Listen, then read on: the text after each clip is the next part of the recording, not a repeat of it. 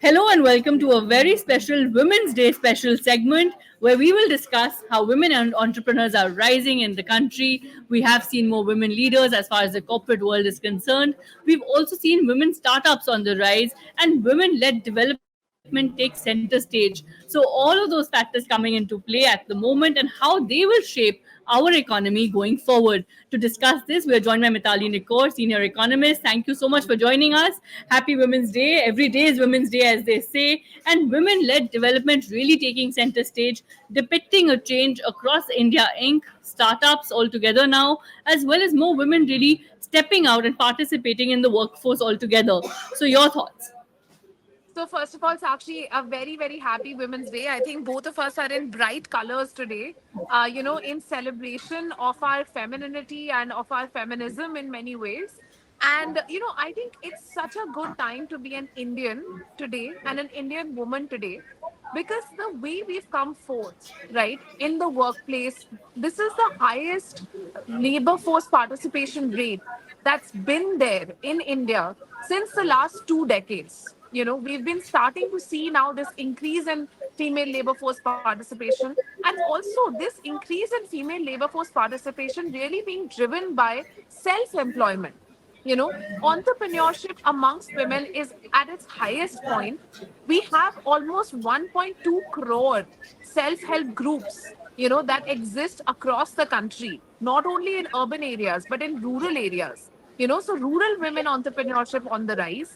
In urban areas, startups, which are led by women are on the rise. Today, almost 18% of startups are led by women. Of course, this is much less than our goal of 50%, but it's increasing. And also amongst the MSME sector, nearly 20% of MSMEs are today women led. So I think, already we are making strides in the right direction. And it's the highest it's been since many decades. Right. So, an optimistic picture there. Now, for those concerned about rural India and the economic landscape there. So, you're saying that the landscape there is also really changing and on the move as far as women is concerned? Absolutely, absolutely, it's changing. Because earlier it was very different. You didn't have access to e-commerce platforms. You didn't have access to job tech platforms. Now that the platform economy is really one of the biggest drivers of change in rural India, where we've been interacting with a lot of rural women entrepreneurs who say, I'm now part of Amazon Saheli, or I'm now part of, Flipkart, or I'm now part of, any of the different homegrown platforms, or I'm on Instagram, so they're using these channels to actually sell.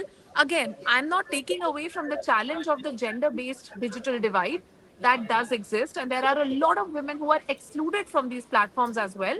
But also, the optimistic picture that there are many who are now also part of the platform. So both the things are currently working, and of course we have to work to uplift many, many more, but we're starting to see the participation increasing.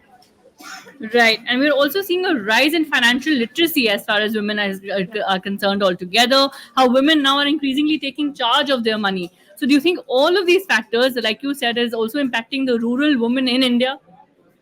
Absolutely, Sakshi, think about it. 70% of Mudra loans that have been taken in the country in the last 6 years have been by women led entrepreneurships. Women entrepreneurs are the ones who have taken these Mudra loans. So it's really a situation where women are starting to take that decision. And if you look at the National Family and Health Survey data, 98% of household decision making is now done by women. I mean, women are either part of the decisions or they are leading the decisions. So that is also a huge change that has come about in the last 10, 10 years or so. Right. Lastly, I would like to ask you that look, the gender pay parity issue really, and the gender pay parity divide really is something that is not just talked about as far as India is concerned. It's a global concern as well, right? People in Yeah. the same positions, male and female, the disparity is huge. The pay grades can sometimes vary significantly, and that has been an area of concern. So, your thoughts on that as far as India is concerned going forward? And while it's great, our parameters on other ends are at least looking upbeat, as you mentioned. But what about pay parity altogether? Yes, exactly. So, I mean, Sakshi, we have actually done the analysis at Nikor Associates from of using data from 1993-94 till 2022-23. And what we find is that in the, casual work category, which is the category in which a lot of women are working, definitely, the pay parity is a problem. Women are being paid at least maybe just 60% of the male wage, 60 to 65% across different activities. And this also varies by states. There are certain states where this gap is much larger. So this is genuinely a challenge. However, what is again optimistic about this data, it shows that the women who are in the regular salaried workforce, there the pay parity is much lesser. It's actually women are being paid 80% of the male wage. So there is definitely, a silver lining, with the regular salaried category. But yes, the casual work category is really one where, we are seeing exploitation, if I can, use that word.